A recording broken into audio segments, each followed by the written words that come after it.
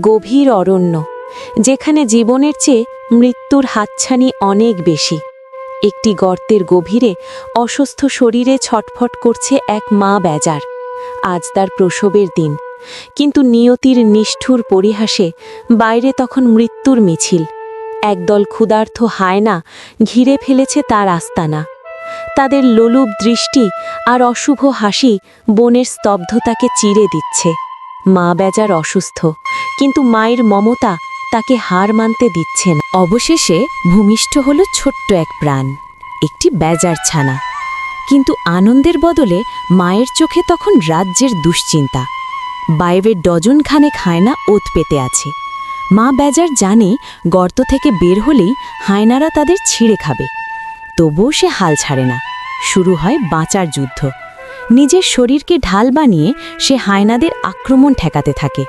হায়নার তীক্ষ্ণ দাঁত বারবার বিঁধছে তার পিঠে, রক্তে ভিজে যাচ্ছে মাটি, কিন্তু মা নড়ছে না। তার একমাত্র লক্ষ্য বাচ্চার গায়ে যেন একটি আঁচড়ও না লাগে। শক্তি হারিয়ে আসছে মায়ের শরীর। এতগুলো হায়নার সাথে লড়াই করা অসম্ভব। মা বাজার বুঝতে পারল নিজেকে বিলিয়ে না দিলে সে বাচ্চাকে বাঁচাতে পারবে না। এক বুক হাহাকার নিয়ে শেষবারের মতো তার সন্তানকে গুহার অন্ধকার কোণে লুকিয়ে রাখল। তারপর প্রচণ্ড এক চিৎকারে হায়নাদের বিভ্রান্ত করতে সে একা বেরিয়ে এলো বাইরে।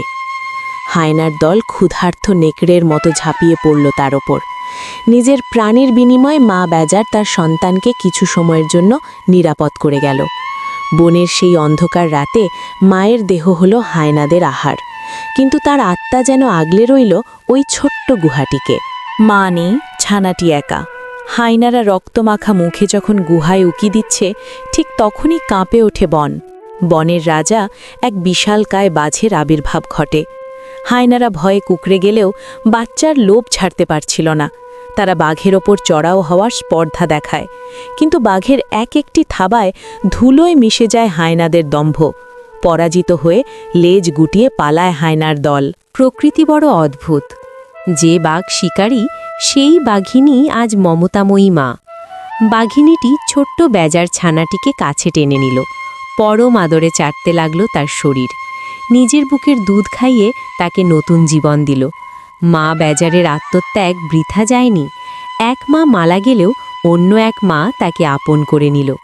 বনের এই কঠিন বাস্তবতায় রচিত হল এক অকল্পনীয় ভালোবাসার উপাখ্যান।